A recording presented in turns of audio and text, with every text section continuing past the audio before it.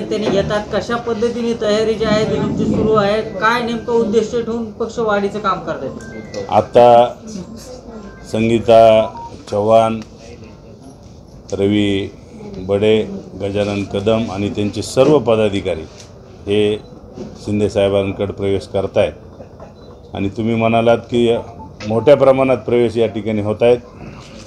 कारण की आत्ता संगीताचं बाईट तुम्ही घेतलं त्यामध्ये आमचा पक्ष कोण वाढीत आहे हे जर उत्तर तुम्हाला त्यांनी त्या ठिकाणी दिलं आहे.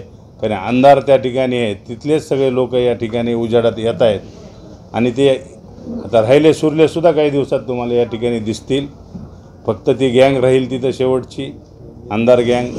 आणि शिंदेसाहेबाचं काम बघून, आज या महाराष्ट्रातली परिस्थिती बघून, आता संगीता असेल, आमचे युवासेनेचे पदाधिकारी आता जे प्रवेश करणार आहेत, येणाऱ्या भविष्यामध्ये महिलांसाठी ती जे कामं जे आहेत करायचं, आज सत्तेमध्ये येऊन ते कामं आपले मार्गी लागतीलच. अशा पद्धतीच्या अनेक अडचणी त्यांच्यासमोर ज्या आल्या होत्या, पक्षातल्या असतील, ह्या असतील, महिलांच्या अडचणी असतील, ते आता या ठिकाणी प्रवेश झाल्यानंतर नक्कीच त्या अडचणी सुटणार आहेत. आणि असं शिंदेसाहेब महाराष्ट्रात, बीड जिल्ह्यात नाही, महाराष्ट्रामध्ये अनेक ठिकाणी प्रवेश त्या ठिकाणी रोज चालू आहेत.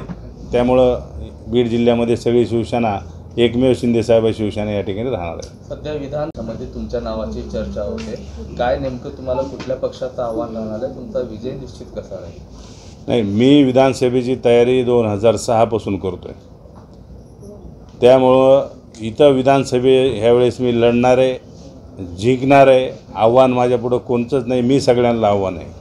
मात्र महाविकास आघाडी महायुतीमध्ये खूप मोठ्या प्रमाणात तिकिटासाठी रस्सीखेच सुरू आहे आणि त्यामध्ये जर तिकीट नाही मिळालं तर पुढचा पाऊल काय असेल, नेमकं त्या अनुषंगाने कशी तयारी सुरू? आणि परंपरागत इथं जी लढाई झालेली, भाजपनं सीट लढलेली आहे, राष्ट्रवादी काँग्रेसनं सीट लढलेली आहे.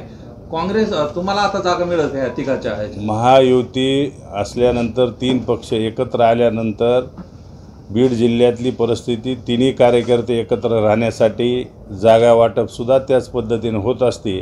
आणि शिवसेनेचा बालेकिल्ला हा बीड जिल्ह्यामध्ये बीड मतदारसंघ आहे.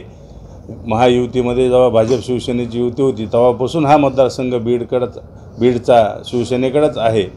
त्यामुळं ह्या महायुतीमध्ये सुद्धा ही जागा शिंदेसाहेब सोडून घेणारच आहे आणि मी या ठिकाणी लढणारच आहे.